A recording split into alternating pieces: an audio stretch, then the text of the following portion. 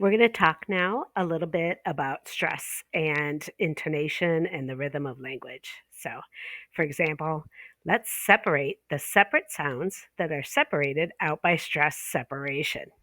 Okay, so when you stress the word separate as opposed to separate sounds that are separated by separation, you get different parts of speech and you get different words.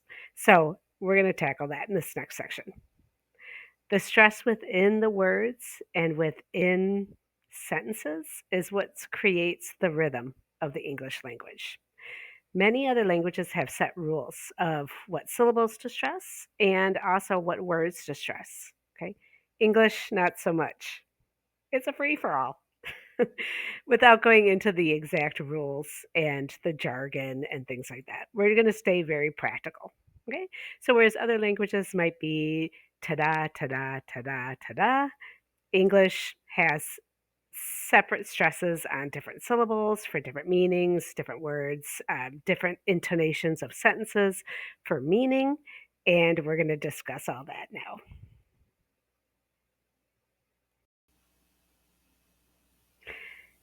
We're going to come back to the syllables for the stress within the words. Okay, so when the syllables, there's more than one syllable, you're going to have a stress of one of those syllables.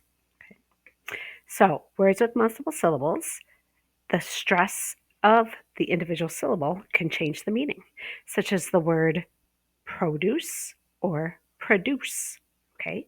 If you stress the first syllable, produce, you're talking about the noun fruits and vegetables that you buy at the grocery store, the produce section. Okay. Produce. If you stress the second syllable, the deuce, then you have the verb to produce. Okay, so produce is a verb, produce is the noun. So you want to use examples like this for your students to practice so that they can hear the difference and they can use it appropriately so that they're saying the correct word. Okay. Also, the stress of the syllable can change for the parts of speech. So, with the word stable, the first syllable is stressed for the adjective stable. The man is in stable condition. Okay. Or you can stress the last syllable in the word stabilize. Okay. So the verb stabilize is going to, even though it has the word stable in it, it's not stabilize, it's stabilize. Okay. And that would stress that you're using a verb. Okay. This really helps with understanding if people don't know the meaning of a word, they can tell whether you're using it as a noun or a verb. And this gets into very advanced fluency so that you are constantly learning new words and you don't have to know the meaning to get the general concept of what they're trying to say. Okay, if you can recognize what part of speech it is. So if you can teach your students how to do that, they will really jump ahead with their cognitive awareness of fluency. Okay, so for the noun stabilization, okay, the they is stressed. Okay, so there's different games and things you can play with this. There's activities you can come with. You have to use your imagination. But let's say you have them repeat stable, stabilize, stabilization. Okay, so that's a concept you're going to want to teach. I do need to bring up the schwa here because in General American English, the schwa is an unstressed sound and it is only in unstressed syllables. Okay, so you will only have the phonetic schwa symbol or sound in a word with more than one syllable. Okay, and it can be represented by any of the vowels. So A, E, I, O, U, and Y can make the schwa sound. So you're going to want to point that out. I wouldn't go into too much detail with your students, but it is one of the most common sounds in the English language. So it's important that they at least get a general concept of it And when they're looking up words, if they choose to use the phonetic alphabet, then they'll know what that means. Okay, so like a while ago, the word ago has 2 syllables. The O is long and it is stressed. Okay, but the it's represented by an A, but it's really a schwa sound. The schwa sound is okay, very close to a short U sound. Okay, so you're going to want to practice with words. You could just pick up a dictionary, show any word with more than 1 syllable, most likely going to have a schwa, and you can have them practice with that.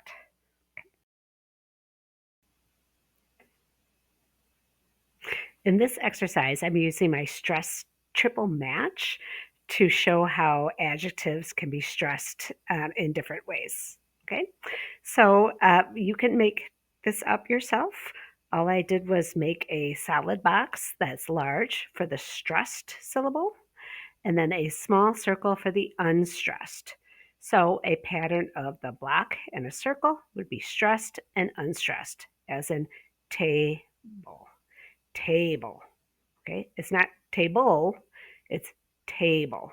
Okay, so we're looking for the syllables that are stressed. Okay, and the unstressed. Okay, so we have difficult. Okay, again, you're going to want to read all of these out loud for your students, especially the first time. Okay, so you can come up with your own set of words. Just make sure you proof it first so that you know it all matches. Okay, we all make mistakes, and you don't want to give your students any unnecessary confusion. Okay, we're here to help them, not frustrate them. So we're looking for, let's start with this middle. Okay, so we have a match over here and a match over here. Okay, so we have a stressed syllable. If there's only one symbol, we know it's only going to be one syllable. And so, of course, it's going to be stressed. Okay, so looking down, we have difficult, correct, interesting, boring, long, disgusting. Okay, so the student should be able to hear long would go up to here. All right, let's do the next one. We have unstressed and stressed. Okay, so it's a da sound. Ta-da. Okay, so we have difficult, correct, interesting, boring, disgusting. Okay, so correct stresses on the second syllable, so it's correct. Okay, then we have stress, unstressed. Okay, we have difficult, interesting, okay, boring. Boring is the stress on the BOR, boring. So that would be that one. Okay, then we have a 3-syllable, unstressed, stressed, stressed. So we have difficult, interesting, disgusting. Did you hear it? Disgusting. That would be this one. Okay. Then we have a stress on the first one and then 2 unstressed. Okay. When you get down to the final few, it can get a little confusing. Go slow. Repeat the word many times, but don't repeat the word slow. Then you will mess up the stress. You want to say it as you would in regular speech. Okay. So we have difficult, interesting, and those are the only 2 left. Okay. This is 3 syllables. Difficult. So we know this is that pattern. And then the last, interesting. Interesting. So that would match with this one. Okay, let's do the other side. Again, you're going to want a lot of repetition. Some of your students will understand and they'll be able to hear this right away. Some of them will not. Some of them might really, really struggle with this concept. Okay, we all think differently. And again, there's certain things you pick up fast. Some things take a little more time. So it really depends on your student. So pay attention to where they're struggling so that you can address it quickly. All right. So we have 1 syllable, So we're going to go with strong. Okay. Now, I did not repeat these words first.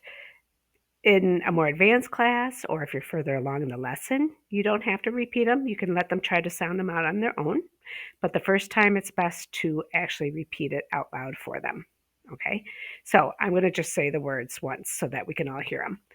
Alive, confusing, popular, fascinating, easy, strong. Okay. And remember, with the stress, this is general American English. I'll have to repeat this very often. Great Britain, South Africa, Australia, even accents within the United States. They all have variations, and I'm only going over the general American that you would find just in the Midwest or on all the news outlets, entertainment, and things like that. Okay? So let's do it backwards this time instead of going to match the shapes. Let's just find the sounds. Okay? Alive, alive. Okay? That's a stress on the second syllable, isn't it? Alive. Okay, so we're going to go here. Confusing, confusing. Again, don't say the word too slow or you will confuse yourself. If you start going confusing, you won't hear the stress anymore. So say it as a regular speech pattern. Okay, confusing. Okay, confusing. That would be this match. Confusing. Okay, popular, popular. Okay, you stress the first syllable. Pop, popular. So that would be this match. Fascinating, fascinating. I find pronunciation fascinating. So we're going to go with the stress on the first syllable, but there's how many syllables? 4, right? Fascinating, fascinating. Right? And last we have easy, easy. The stress is on the first syllable, E, easy. And that will bring us up to here. Okay? So again, you can create this on your own. Just make a list of words and have them match a picture. And you could do it on both sides. Or you can just do one side if you don't have time to look up a triple match. Okay? Just practice and go slow, and your students will have a lot of fun doing it. We're going to talk now about rhythm and intonation. We can really bring your students speaking up to a much more fluent, natural rhythm and inflecting the right tone for what they're trying to convey. This is definitely an advanced section. Okay, so we can start with the stress of words in sentences. Okay. If you have the sentence, the short phrase, see you later, don't forget, there's a natural rhythm to that. Okay, you stress the see and the lay. Okay, so it's see you later, don't forget. You can come up with some games for this. Maybe you can come up with some short phrases and just have them match.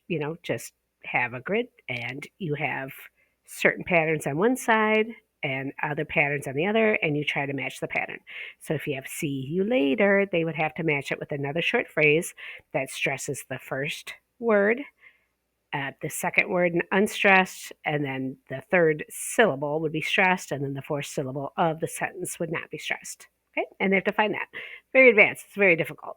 Okay, you have to really think. This is definitely one of those things you want to be prepared for beforehand, or just get it from somebody else who's already developed something, which is one of the things that I do. Okay, save you that time. Another word stress issue is that if you stress different words and sentences, you can convey different meanings. This is one of the main problems with text is that when people text something, they're hearing it in their head, but the other person might be hearing it stressed a different way. There's been a lot of hard feelings and miscommunications because of this. Okay? So if you're saying to another teacher that works with you at your school and you say, how long have you worked here? Okay, pretty straightforward. You just want to know how long have they worked at the school. Okay, But if you change the stress, you could say, how long have you worked here? Okay. How long have you worked here? Okay. Like maybe you mean it as an insult. You haven't been really working. So how long have you actually worked here? Okay. And hopefully you mean that humorously. Okay. Not insulting. Or you can mean it, how long have you worked here? As in maybe you were a student here before, and I want to know now, how long have you been working? As opposed to being a student at the school, now you work at the school. Okay. Or you could just say, how long have you worked here? Okay. As opposed to another teacher. How long have you worked here? I'm not talking about the person next to you. I'm talking to you. How long have you worked here? Okay. Or you could stress the very last word. How long have you worked here? Okay. You might have been teaching for many, many years, but they want to know, how long have you worked here at this location or this school? Okay. A lot of meanings from that one sentence. So you can have a lot of fun with this too. One the way to gamify it would be to come up with different sentences, and the longer the better, and have students take turns emphasizing different words, and they can have a little game or a little fun trying to figure out what they meant by that, by changing the stress of the word. Okay, it can be quite interesting. For native speakers, it's not something they really think about. It just comes naturally. So for even the teachers, this could be a lot of fun. Then we have connected speech, don't ya? Okay, so I'm not talking about the song. There's a song called Don't Ya. The don't ya is meant to be don't you. Okay, don't you want to go get some coffee during break? Don't ya? Okay, and what they're really saying is don't you. Okay, so you're connecting the T and the Y into a ch sound. Okay, and you also can get things like, instead of saying the word picked your, it can be connected to sound like picture. Okay. So as you can see, there could be some misunderstanding. They're not saying picture book, like a children's type of book with pictures in it. They're saying picked your, but it sounds like picture when you connect it. I picked your book off the floor. Hey, I picked your book off the floor. Okay. Sounds like picture, but they're saying picked your. Another issue is reductions. Okay, so the infamous gonna and wanna. Okay, so again, in text, people now are starting to write gonna instead of going to. Okay, I'm gonna be late. Gonna. Okay, you need to remind your students that gonna and wanna are not actually words. Okay, they are reductions, and they stand for going to and want to. May be perfectly acceptable in speech, not formal speech, but regular speech, but never in writing. Okay, they don't want to write gonna or wanna. Okay, it's just not correct. There's just no words. Okay, so you want to say going to and want to. So they need to be able to hear those differences. So one of my favorite games to play with this, with connected speech and reductions, is just simple dictation. Okay.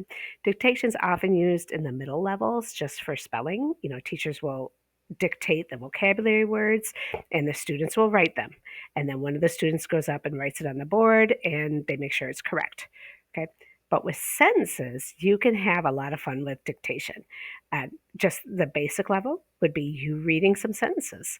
You read a sentence and they have to write the entire sentence on paper, and then one brave soul comes up and writes it on the board, the whole sentence. Okay. So naturally, you're checking for spelling, but you can also check to see if they actually heard the words you said. Okay. The more confusing sentences, the better. Okay. This could be a lot of fun. The students really like to see that what they're hearing is what they're writing. Okay. And um, there could be a little competition, to say, oh, no, I know exactly what she said. And then they'll invariably make a spelling mistake or something, and then everybody laughs. Okay. So, of course, you don't want to pick on anybody. You don't want to force the shy students to do this. Okay. It has to be totally voluntary, has to be a fun, welcoming atmosphere with very low stress. Okay. And when that happens, it's a lot of fun. The next level of that would be having students read their own sentences so that nobody knows what they're going to say. Okay. They read a sentence out loud, and the other students have to write what they hear from that student. Okay. This is especially useful if you have students from different languages because each language has their own, idiosyncrasies and accents and things like that. So what one student might feel is completely clear and they're enunciating perfectly, another student might not understand it at all. Okay, and they can go very slow, say word by word, and if it gets really confusing, they can even spell the individual words. Okay, so very interactive activity. The students love it, and there's no prep. It's just you have to come up with sentences to say, but you can even have the students create their own sentences. And once they do it a few times, they'll get the hang of what kind of sentences they want to use. Okay, have fun with that. I think that's a great low prep, simple activity.